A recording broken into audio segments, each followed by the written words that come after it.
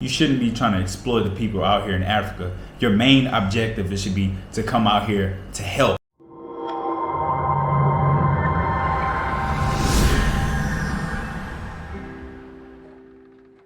Shalom YouTube family, welcome back to the channel. And if you're new here, welcome to the family.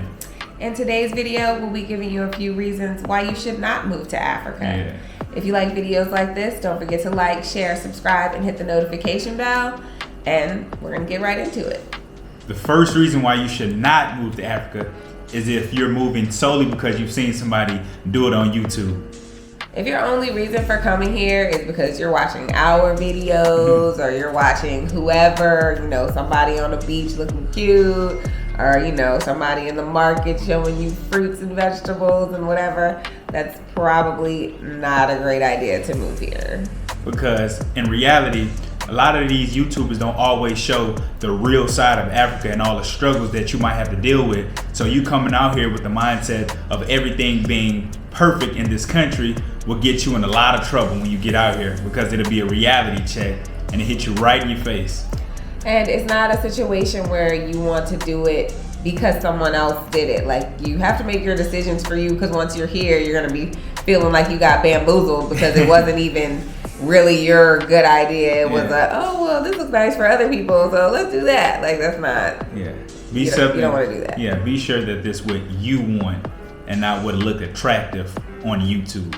Another reason why we would say you shouldn't come to Africa is if your plan is to come and just get a job like you would do in America or in another country. If you think you're gonna go and just fill out an application, you're gonna get a regular job, it don't work like that. Yeah, it's a lot of people that's struggling to get jobs, and I mean locals already out here in Africa. So what kind of make you think that you're gonna come out here and take their jobs? I feel like a lot of people think that they coming from a Western country that Africans is gonna automatically look to them and hire them because they have all this experience and knowledge. But that's typically not the case, because 9 times out of 10, you're probably not just gonna get a job as easy as you might think. Not only that, for the people that do a lot from other countries that come here, they come here and start businesses. They come here as investors. They're not coming here trying to work at the chicken spot down the street. Yeah. That's not where it's at. For one, you probably won't get paid the same amount that you were used to making in the US. You're gonna get way less and might not be able to live comfortably off that pay. Another reason is because the mindset should shift, and you should wanna build things in Africa that can help others. Another thing is, if you're coming here trying to take advantage of the locals, don't do that. You shouldn't be trying to exploit the people out here in Africa. Your main objective should be to come out here to help and not to take advantage or to take. We don't want to be those same people. We know that in the history of the world, people have come here from every country and they just take stuff and take stuff. They come here and say, oh, we're trying to help, or we're trying to. Nah, y'all are stealing and taking it back to taking stuff back to put in your museums, taking stuff back to sell. We're here to be together, to build together, to grow together. Coming out here, your mindset shouldn't be, what can I get from Africa? What can I take from Africa to gain success? It should be, what can I do to help and not be a burden out here? Right, don't be a burden, and just because you're giving doesn't mean you're not going to get. You reap what you sow, you know. So obviously, if you're on some take, some stuff might get taken from you. But if you give, things are going to be given to you. That's just how it works. Just have that mindset; it'll help a lot. Now we're going to get into this one. If your plan is to come here just to find a spouse, we have heard this from a few people. Like, well, I'm about to find my husband. I'm trying to find me an African wife. Which is not a bad thing to come out here looking for companionship. But if that's your sole purpose, just to find a husband or a wife, it's probably not the best idea. Because if you didn't find that spouse that you were looking for in America, what makes you think Africa is going to be the reason why you find your spouse? Right. It's about probably finding the issues that you have within yourself before you can actually find somebody that is the right person for you. Moving right along, another thing that we would say, if this is your plan, you should not move to Africa. If you want to live exactly how you're living, like the same standard of living, the same everything, conveniences, things are not the same here. And expecting the people to be how the people are in America or in the UK or in wherever you are, that is very just ridiculous. there's no way that you're gonna have everything be the same in a different place, in a different culture. You know, you do have to have a certain mindset to be able to adapt. You know, you have to embrace the people and love the people. And I mean, if you're watching YouTube videos and you've seen how things are and you've seen how the people are, so you should have some kind of idea that it's not going to be the same, but we still see people coming here with the expectation that, oh, it should be this, or oh, it should be that. A lot of countries in Africa might be a little less modern than what you've been accustomed to.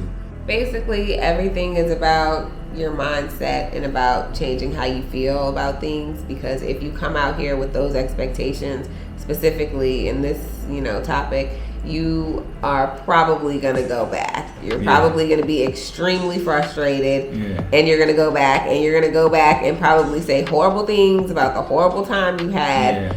But if you properly prepare yourself and you know what you're getting into, and you know that you're not the kind of person that can deal with those things, just don't come. Exactly. One thing I feel like a lot of foreigners try to do when coming to Africa is try to change the outlook and the mindset and the culture of Africa, which that should not be your mindset. You should be coming out here trying to adapt and to change yourself, because you're not going to come out here and change a whole country that's been doing things a certain way for hundreds of years. It's just not going to happen. The last thing we would say is that if you are not being called to come, don't come.